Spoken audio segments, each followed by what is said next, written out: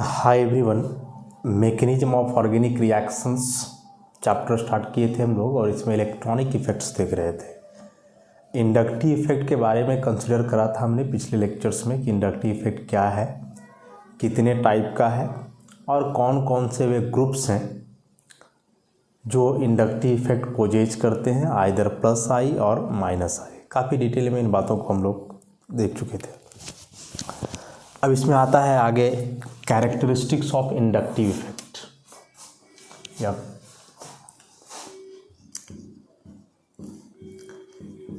Characteristics of inductive effect, I effect. कुछ important characteristics हैं जो हम लोग डेफिनेशन में भी देखे थे इस बात को। Number 1, inductive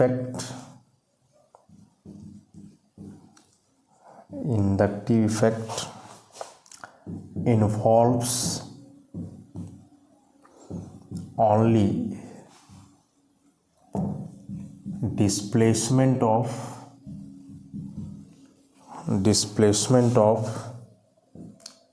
sigma electrons and occurs in a polar single covalent bond।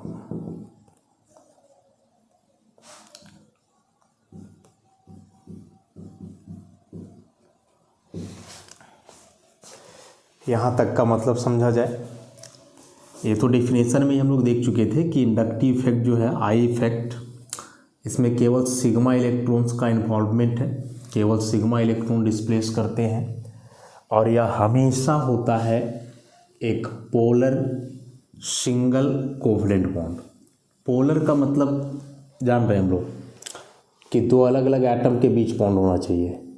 अब जैसे बताए थे कार्बन कार्बन के बीच बॉन्ड है, ऑक्सीजन ऑक्सीजन के बीच बॉन्ड है, नाइट्रोजन नाइट्रोजन के बीच बॉन्ड है, तो ये सारे नॉन पोलर बॉन्ड हो गए हैं। और ऐसे नॉन पोलर बॉन्ड में जो है कभी भी इंडक्टिव इफेक्ट ऑपरेट नहीं होता है। इंडक्टिव इफेक्ट हमेशा ऑपरेट होगा पोलर बॉन्ड में, मतलब अलग अलग एटम के बीच बॉन्ड रहेगा उसमें। जैसे कार्बन क्लोरीन का बॉन्ड हो, ऑक्सीजन फ्लोरीन का बॉन्ड हो, नाइट्रोजन हाइड्रोजन का बॉन्ड हो, ऐसा। तो जब भी यह इंडक्टिव इफेक्ट ऑपरेट होता है तो पोलर कोवलेंट बॉन्ड में, मतलब अलग अलग एटम के बीच बॉन्ड हो उसमें, और हमेशा सिंगल कोवलेंट बॉन्ड में। कार्बन नाइट्रोजन डबल बॉन्ड ऐसे है तो यहाँ इंडक्टिव इफेक्ट ऑपरेट हो या रेयर है, भले ही अलग अलग एटम है, लेकिन यहाँ इंडक्टिव इफेक्ट रेयर है। डबल ट्रिपल बॉन्ड में इंडक्टिव इफेक्ट नहीं आता है, इसके लिए दूसरा इलेक्ट्रोमेरिक इफेक्ट होता है जो भी हम लोग देखेंगे इसके बाद का।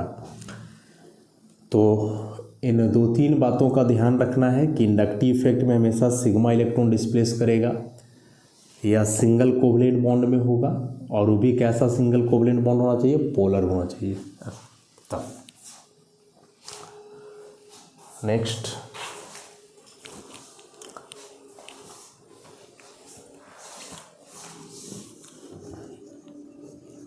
आगे चैप्टर्स पढ़ोगे ना ऑर्गेनिक का, वहाँ एक लाइन में टीचर्स कहेंगे देखो यहाँ माइनस आई इफेक्ट लगा, बस। अब माइनस आई इफेक्ट क्या है वो उसमें नहीं बताया जाएगा, क्योंकि उस समय तो हम लोग रिएक्शंस को कंसिडर करेंगे।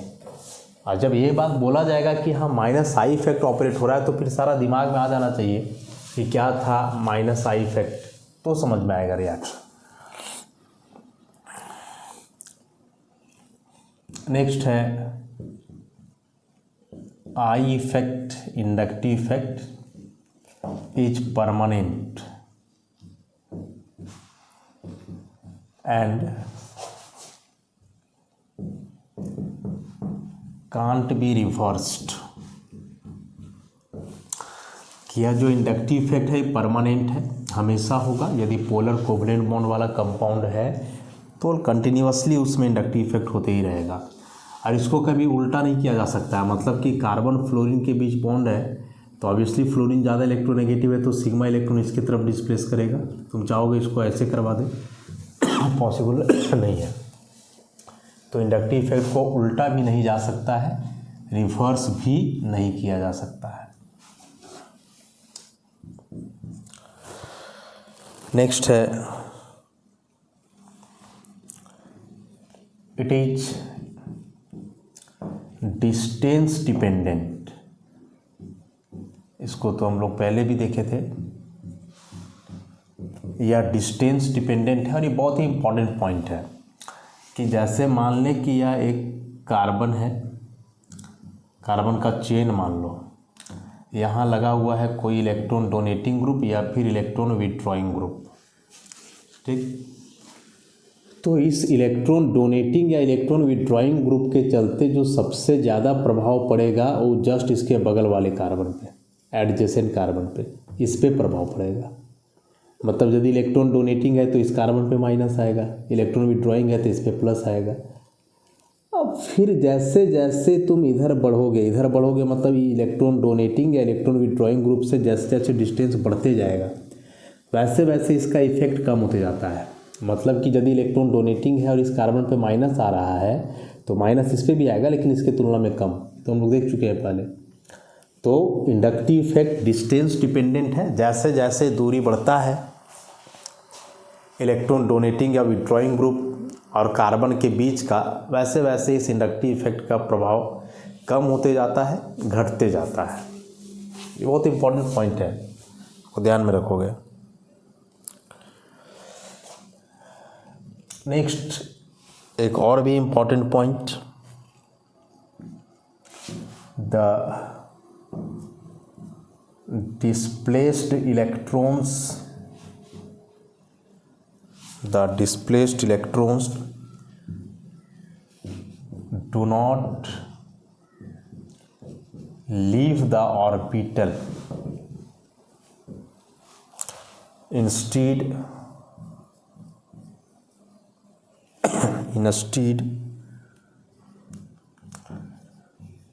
only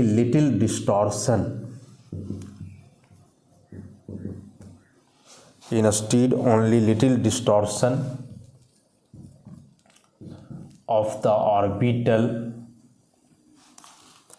occurs, which causes polarization.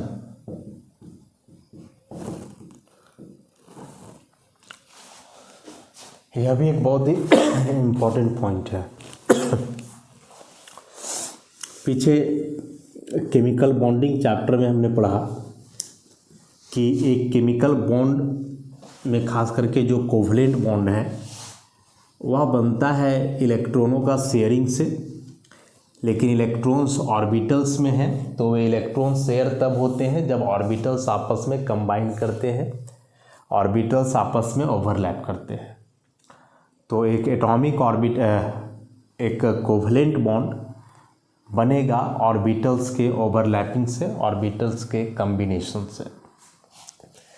तो इसका मतलब हुआ कि यदि कार्बन कार्बन के बीच ऐसा बॉन्ड है और ये बॉन्ड में दो इलेक्ट्रॉन है तो ऐसे होता है कि दोनों का ऑर्बिटल आपस में ओवरलैप किया और यह दो इलेक्ट्रॉन आ गया,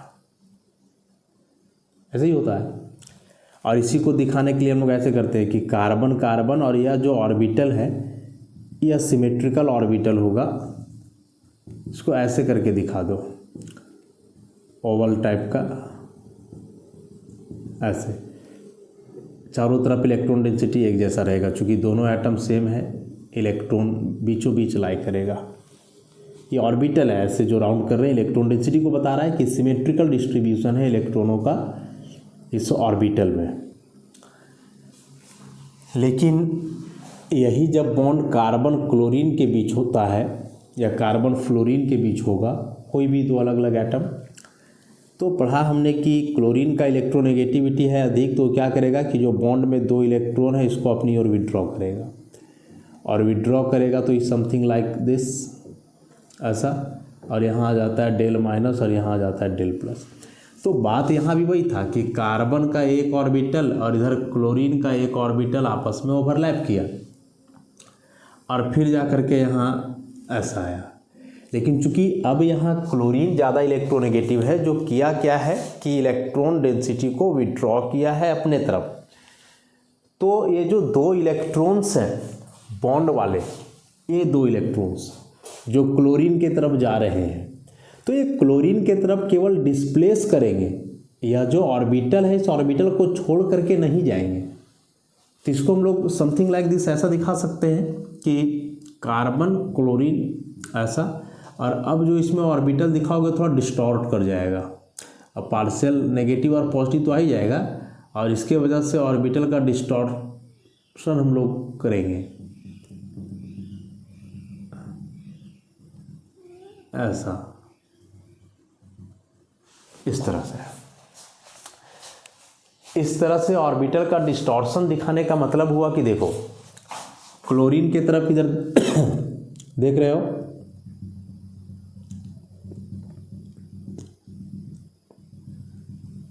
लोब थोड़ा मोटा हो जा रहा है और कार्बन की तरफ पतला है। इसको देखो पूरा वाइड है ना, लग रहा है वैसे पूरा फैला हुआ, तो ये पूरा वाइड है, इसका मतलब कि इधर इलेक्ट्रॉन डेंसिटी ज़्यादा है। और इलेक्ट्रॉन डेंसिटी अधिक क्यों, तो समझ गए, क्लोरीन पे नेगेटिव चार्ज है, इसने इस बॉन्ड के इलेक्ट्रॉन को खींचा है, इसलिए इधर इलेक्ट्रॉन डेंसिटी बढ़ गया, और इसीलिए ऑर्बिटल का ऐसे डिस्टॉर्शन हो जाता है और एक तरफ मोटा हो जाएगा लोब, जो बताएगा इधर इलेक्ट्रॉन डेंसिटी अधिक है।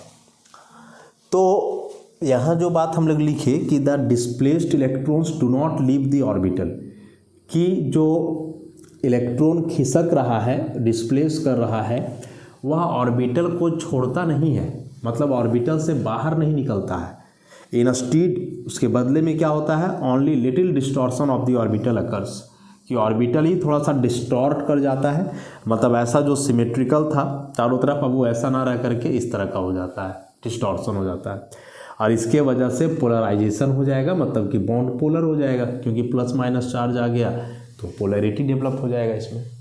तो यह भी एक बहुत ही इम्पॉर्टेंट पॉइंट था कि इंडक्टिव इफेक्ट में जो इलेक्ट्रॉन्स होते हैं वे ऑर्बिटल को छोड़ते नहीं हैं, बल्कि उसी ऑर्बिटल में एक रीजन ऑक्यूपाई कर लेते हैं मैक्सिमम इलेक्ट्रॉन डेंसिटी का, और उसके वजह से पहले तो ऑर्बिटल डिस्टॉर्ट करेगा और बाद में फिर बॉन्ड जो है वह पोलर हो जाएगा नेगेटिव पॉजिटिव चार्ज आने की वजह से।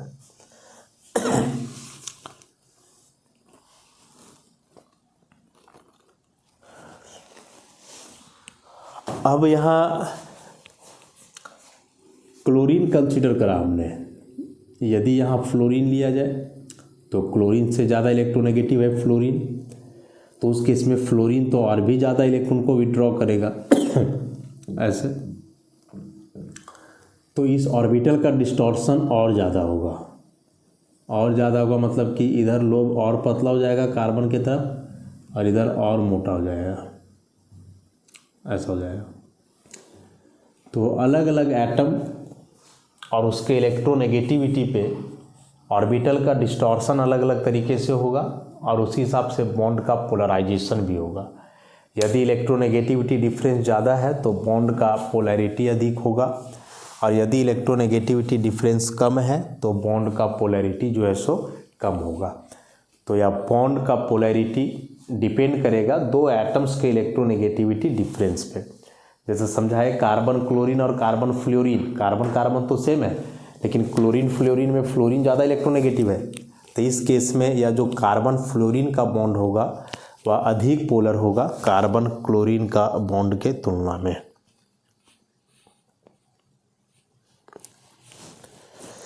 तो ये थे कुछ important features, characteristics inductive effect के। अब इसमें आते हैं हम लोग एप्लीकेशन पे। कई इम्पॉर्टेंट एप्लीकेशंस हैं इंडक्टिव इफेक्ट के, एक दो हम बता रहे हैं ताकि पता चले कि इस इंडक्टिव इफेक्ट का यूज क्या है। Applications of inductive effect.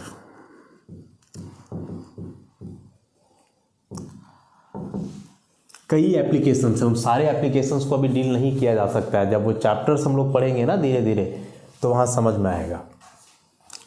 तो एक दो ऐसे एग्जाम्पल के लिए बता रहे हैं।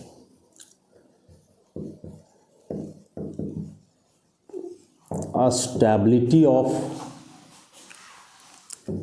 रिएक्शन इंटरमीडिएट्स, या टॉपिक हम लोग इसी चैप्टर में पढ़ेंगे आगे, रिएक्शन इंटरमीडिएट्स के बारे में। अभी नाम से जो पता चल रहा है कि रिएक्शन के दरमियान बीच में बनने वाला, तो रिएक्शन के दरमियान बीच में बनने वाला का क्या मतलब हुआ? तो रिएक्शन में हम लोग जानते हैं कि रिएक्टेंट बदलता है प्रोडक्ट में, लेकिन रिएक्टेंट ऐसे डायरेक्ट प्रोडक्ट में कभी नहीं बदलता है, खास करके ऑर्गेनिक रिएक्शंस हो तब। तो इन दोनों के बीच में भी कुछ बनता है जिसे हम इंटरमीडिएट कहते हैं, बीच वाला। तो बेसिकली होता क्या है कि रिएक्टेंट पहले इंटरमीडिएट में बदलता है, देन इंटरमीडिएट कन्वर्ट होता है किसमें? प्रोडक्ट में। ऐसे डायरेक्ट कन्वर्सन ऐसा नहीं होता है, रिएक्टेंट इंटरमीडिएट में जाएगा तभी प्रोडक्ट में। अभी इंटरमीडिएट कई तरह के होते हैं, कई तरह के इंटरमीडिएट है। उसमें से एक इंटरमीडिएट है फॉर एग्जांपल कार्बोकेटायन। नाम से स्पष्ट है ना, कार्बोकेटायन मतलब कार्बन पे प्लस। इसी में एक है कार्बेन आयन, कार्बन पे माइनस, एनायन का मतलब माइनस होता है। अब इसमें से कंपैरिजन करते हैं कि कैसे यह स्टेबिलिटी को बतलाता है।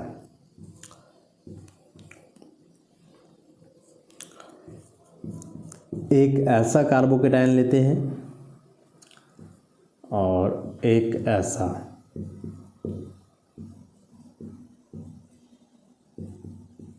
ऐसा। इन दोनों में अंतर क्या दिख रहा है हमें कि इधर कार्बन के बगल में एक मिथाइल है, इधर कार्बन के बगल में दो मिथाइल है। कार्बन पे पॉजिटिव चार्ज है, वैसा कोई भी स्पीसीज जिस पे प्लस माइनस चार्ज हो वह कम्बस्टेबल होता है। यहाँ फिलहाल प्लस चार्ज है और यह प्लस चार्ज बतलाता है कि इलेक्ट्रॉन की कमी है इसके पास, तो यह प्लस चार्ज यदि हट जाएगा तो यह स्टेबल हो जाएगा। और ये प्लस चार्ज हटेगा कब? जब इलेक्ट्रॉन डेफिशिएंसी पूरा होगा। क्योंकि अभी हमने कहा कि यह प्लस चार्ज बता रहा है कि इसके पास इलेक्ट्रॉन की कमी है, तो यदि इसको कहीं से इलेक्ट्रॉन मिलने लगे तो जो कमी है इलेक्ट्रॉन का वो खत्म हो जाएगा, तो पॉजिटिव चार्ज भी खत्म हो जाएगा और यह स्टेबल हो जाएगा। सिंपल सा बात है। अब हमने पढ़ा कि यह जो अल्काइल ग्रुप है उस अल्काइल ग्रुप में होता है प्लस आई इफेक्ट। और प्लस आई इफेक्ट क्या था कि जो अपना इलेक्ट्रॉन दूसरे की तरफ डोनेट करे, इलेक्ट्रॉन रिलीजिंग ग्रुप या इलेक्ट्रॉन डोनेटिंग ग्रुप।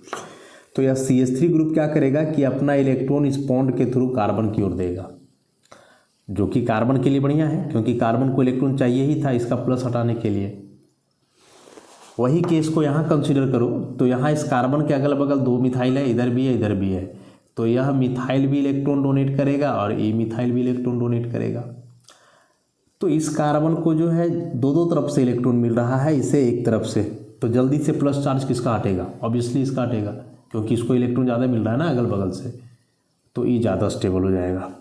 तो यहाँ यह कार्बोकेटायन अधिक का स्टेबल हुआ इससे। ये हम लोग किस बेसिस पे एक्सप्लेन किए? तो इंडक्टिव इफेक्ट की बेसिस पे, कि अगल बगल अल्काइल ग्रुप्स हैं और अल्काइल ग्रुप्स में इंडक्टिव इफेक्ट होता है। इंडक्टिव इफेक्ट में भी प्लस आई इफेक्ट होता है, तो प्लस आई इफेक्ट के वजह से इलेक्ट्रॉन डिस्प्लेस करेगा इस कार्बन के तरफ, और जब इसे इलेक्ट्रॉन मिलेगा तो इसका यह पॉजिटिव चार्ज हो जाएगा ख़त्म और फिर स्टेबल हो जाएगा। वही केस जरा आप उसमें देखो, कार्बन आयन में सेम केस, माइनस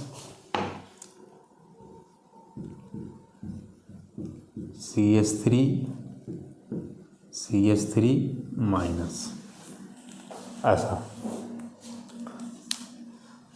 अब यहाँ कार्बन पे प्लस है, प्लस बता रहा था इलेक्ट्रॉन कम है, तो इसका स्टेबल होने का तरीका था कि इस कार्बन को कहीं से इलेक्ट्रॉन मिल जाए और ये प्लस खत्म हो जाए। यहाँ कार्बन पे माइनस है और ये माइनस बता रहा है कि इसके पास इलेक्ट्रॉन अधिक है, इसके पास इलेक्ट्रॉन अधिक है, और अधिक है तो ये यदि स्टेबल होना चाहे तो कैसे हो सकता है? अपने इलेक्ट्रॉन को कम करके। लेकिन यहाँ जो बगल में मिथाइल ग्रुप है इसका तो भाई प्लस आई इफेक्ट है, प्लस आई इफेक्ट है मतलब ये क्या करेगा? इलेक्ट्रॉन को हमेशा डोनेट करेगा, ऐसे इलेक्ट्रॉन डोनेट करेगा। तो जब यह इलेक्ट्रॉन डोनेट करेगा तो इलेक्ट्रॉन डोनेट करने से जो कार्बन के पास इलेक्ट्रॉन डेंसिटी है वो और इन्हांस करेगा, वो और बढ़ जाएगा, और बढ़ जाएगा तो नेगेटिव चार्ज इसका इंक्रीज किया तो स्टेबिलिटी कम हो जाएगा। और वो चीज़ तो यहाँ ज़्यादा दिख रहा है हम लोग को, क्योंकि यहाँ दो दो मिथाइल है, दोनों तरफ से इलेक्ट्रॉन मिलेगा। ई वाला अल्काइल भी अपना इलेक्ट्रॉन देगा इस कार्बन को, ई वाला अल्काइल भी अपना इलेक्ट्रॉन देगा इस कार्बन को, ऐसे। और दोनों जब इलेक्ट्रॉन देंगे उस कार्बन को तो उसका इलेक्ट्रॉन डेंसिटी और तेज़ी से बढ़ेगा इसके तुलना में। तो अब इन दोनों की स्टेबिलिटी की कंपैरिजन करो तो कौन ज़्यादा स्टेबल होगा? ऑब्वियसली दिस वन, क्योंकि यहाँ दो दो अल्काइल है, दोनों का प्लस आई इफेक्ट है, तो इसके चलते इस कार्बन का इलेक्ट्रॉन डेंसिटी और भी ज़्यादा बढ़ जाएगा, इसका थोड़ा कम। स्टेबल तो ये भी नहीं है, लेकिन इसके तुलना में ज़्यादा स्टेबल है। देखो ऑर्डर उलट गया, यहाँ दो दो मिथाइल वाला ज़्यादा स्टेबल था, यहाँ कम स्टेबल हो गया। तो ये सब इंडक्टिव इफेक्ट पे डिपेंड किया। तो ऐसे करके कई रिएक्शन इंटरमीडिएट्स हैं जिसके स्टेबिलिटी को हम लोग इस आधार पे एक्सप्लेन कर सकते हैं इंडक्टिव इफेक्ट की मदद से। तो एक तो ये हो गया।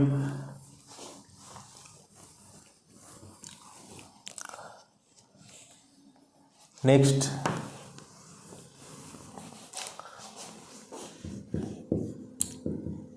Acidic strength of carboxylic acid. Acidic strength of carboxylic acids.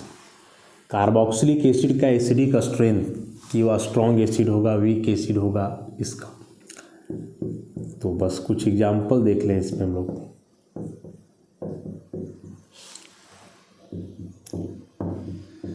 Chapters में तो आगे हम लोग पढ़ेंगे आगे, बस अभी इंडक्टिव इफेक्ट का क्या यूज है उसके लिए थोड़ा सा डिस्कशन करने वाले हैं।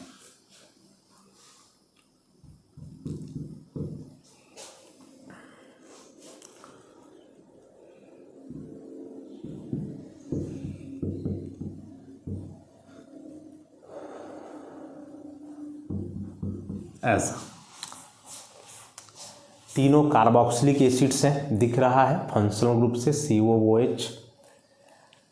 अब इन्हें कार्बोक्सिलिक एसिड क्यों कहा जाता है? क्योंकि एसिड का प्रॉपर्टी है इनमें। और एसिड का ये प्रॉपर्टी होता क्या है?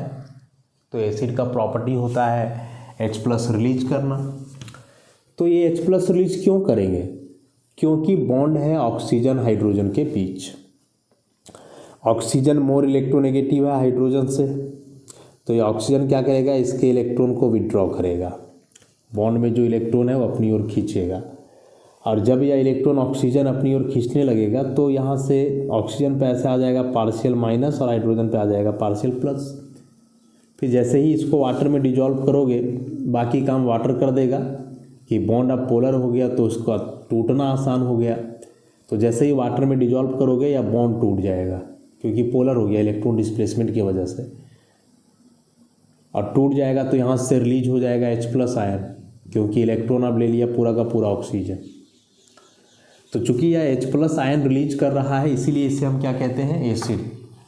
अभी H+ आयन जितना ज़्यादा रिलीज करेगा वह उतना स्ट्रॉन्ग एसिड होगा, कम रिलीज करेगा वीक एसिड होगा। और ई कैसे निर्धारित करेंगे हम लोग? तो इसके लिए इन दोनों एसिड्स को देखो, तुम इसे देखो और इसे देखो, इन दोनों एसिड्स को देखो, क्या मामला है दोनों में से? इतना बात तो कॉमन है भाई, COOH, यहाँ भी COOH। अंतर है यहाँ हाइड्रोजन है, इस जगह पे CH3 है। इन दोनों में प्लस आई इफेक्ट होता है, लेकिन पीछे हम लोग पढ़े कि हाइड्रोजन से ज़्यादा प्लस आई इफेक्ट है मिथाइल का। मतलब होगा क्या कि यहाँ हाइड्रोजन तो अपना इलेक्ट्रॉन देगा ही इस कार्बन के तरफ प्लस आई की वजह से, लेकिन इससे कहीं ज़्यादा इलेक्ट्रॉन देगा या मिथाइल। ऐसे एरो पर ध्यान दोगे, डबल एरो दिए मतलब इलेक्ट्रॉन ही ज़्यादा देगा इसके तरफ, ही कम देगा। अगर सिंपल सा फंडा है कि यदि यह मिथाइल ग्रुप हाइड्रोजन से ज़्यादा इलेक्ट्रॉन दे रहा है कार्बन की तरफ, तो ये अपना पूरा का पूरा इलेक्ट्रॉन देगा इसकी ओर, फिर ये अपना इलेक्ट्रॉन दे देगा ऑक्सीजन की तरफ। और जब ऑक्सीजन की तरफ इलेक्ट्रॉन इधर से मिलने लगेगा तो क्या यह हाइड्रोजन का इलेक्ट्रॉन उतना विड्रॉ करेगा जितना शुरू में कर रहा था? नहीं करेगा। आप ऐसे समझो कि किसी के साथ आप रिलेशन में हो, ठीक? आप किसी के साथ रिलेशन में हो और बहुत प्यार मिल रहा है वहाँ से, स्ट्रॉन्ग बना हुआ है रिलेशन, लेकिन अब एक एक्स्ट्रा अफेयर हुआ, तो अब क्या होगा कि कुछ प्यार वहाँ से भी मिलेगा, कुछ लगाव वहाँ से भी होगा। तो क्या उस केस में भी आप पहले वाले से उतना ही जुड़े रहोगे इस केस में जितना पहले से थे हम? नहीं, क्योंकि शुरू में केवल उसी के साथ थे तो सारा का सारा एफिनिटी उस पे था। लेकिन अब चूंकि हमें कहीं और से भी मिलने लगा एफिनिटी और कहीं से लगाव होने लगा, तो ऑब्वियसली उधर से कम हो जाएगा, नेचुरल सी बात है। तो वही केस यहाँ है कि ऑक्सीजन इस हाइड्रोजन के इलेक्ट्रॉन को ले रहा था, खींच रहा था, लेकिन अब इसी ऑक्सीजन को इलेक्ट्रॉन इधर से मिलने लगेगा तो वह हाइड्रोजन के इलेक्ट्रॉन को उतना नहीं विड्रॉ करेगा जितना कि पहले से करते आ रहा था। और जब इस हाइड्रोजन के इलेक्ट्रॉन को ऑक्सीजन विड्रॉ नहीं करेगा तो हाइड्रोजन जल्दी से बाहर नहीं होगा, और हाइड्रोजन जल्दी से बाहर नहीं होगा तो फिर यह एसिड वीक हो जाएगा और स्ट्रॉन्ग नहीं रह पाएगा। समझ रहे हो ना क्या हम बताना चाह रहे हैं इसको?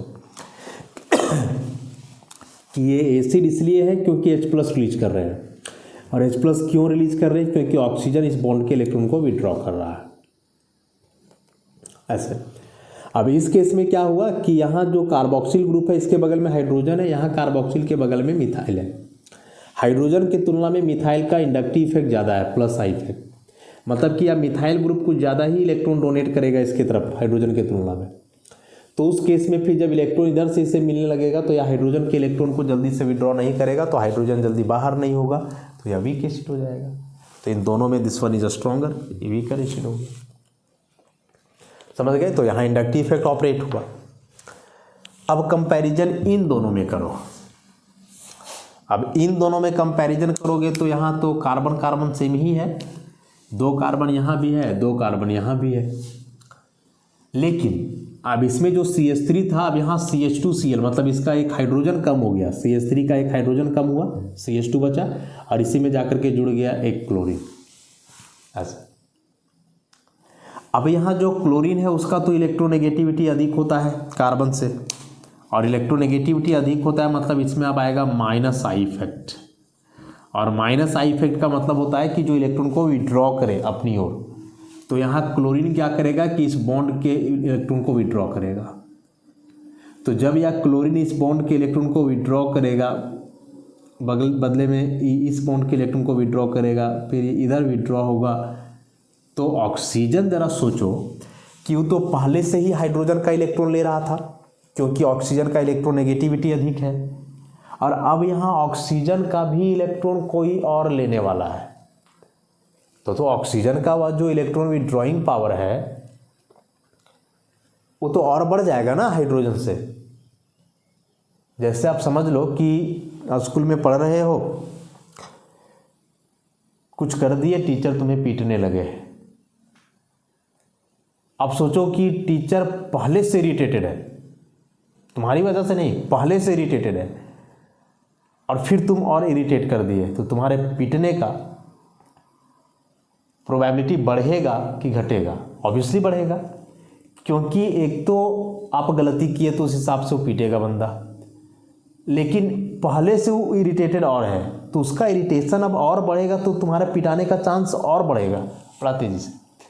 वैसे यहाँ है कि ऑक्सीजन हाइड्रोजन का इलेक्ट्रॉन ले रहा था, लेकिन ऑक्सीजन अब हाइड्रोजन का इलेक्ट्रॉन और लेगा और जल्दी विड्रॉ करेगा, क्योंकि ऑक्सीजन का भी इलेक्ट्रॉन लेने वाला इधर कोई आ गया है। तो फिर और भी जल्दी H+ को रिलीज करेगा, जितना जल्दी हाइड्रोजन का इलेक्ट्रॉन इधर आया उतना जल्दी बाहर हो जाएगा। तो इस केस में इन दोनों में आप देखेंगे तो कहानी उल्टा है कि यहाँ CH3 इलेक्ट्रॉन दे करके H+ रिलीजिंग टेंडेंसी को कम कर रहा था, जबकि यहाँ क्लोरीन इलेक्ट्रॉन विड्रॉ करके H+ रिलीजिंग टेंडेंसी बढ़ा रहा है। तो इस केस में this one is the stronger acid then this. तो यहाँ भी इंडक्टिव इफेक्ट ऑपरेट हुआ। और बाकी कार्बोक्सिलिक एसिड तो चैप्टर भी पढ़ना है हमें, तो वहाँ डिटेल में पढ़ करके इसको जानेंगे। इसी प्रकार से ऐसे कई फैक्ट्स हैं जिसे हम एक्सप्लेन कर सकते हैं on the basis of inductive effect. तो अभी 11th में ऐसे तो नहीं आएगा, इंडक्टिव इफेक्ट का एप्लीकेशन लिखो, एप्लीकेशन चैप्टर में इसका हम लोग पढ़ेंगे इंडक्टिव इफेक्ट का। तो बताया ना कि वहाँ चैप्टर पढ़ोगे तो वहाँ केवल इतना बोला जाएगा कि देखो यहाँ क्लोरीन है, इसका -I इफेक्ट है, इस वजह से यह स्ट्रॉन्गर एसिड हुआ। तो इतना ही बोला जाएगा। अब इसके अलावे क्या कहानी इसमें बनेगा, क्यों ज़्यादा होगा माइनस आई इफेक्ट की वजह से, ये पूरा तुम्हें समझना होगा जैसे अभी हम समझाए। तो वहाँ इंडक्टिव इफेक्ट का नॉलेज रहेगा तुम्हें तब ना कि माइनस आई क्या है, इसमें कैसे इलेक्ट्रॉन विड्रॉ होता है नहीं होता है, तब कर पाओगे। तो यहाँ से यह इंडक्टिव इफेक्ट समाप्त होता है। नेक्स्ट क्लास में जो अगला इलेक्ट्रॉनिक इफेक्ट है, इलेक्ट्रोमेरिक इफेक्ट, उसके बारे में हम लोग पढ़ेंगे। तो आज के लिए इतना ही, धन्यवाद।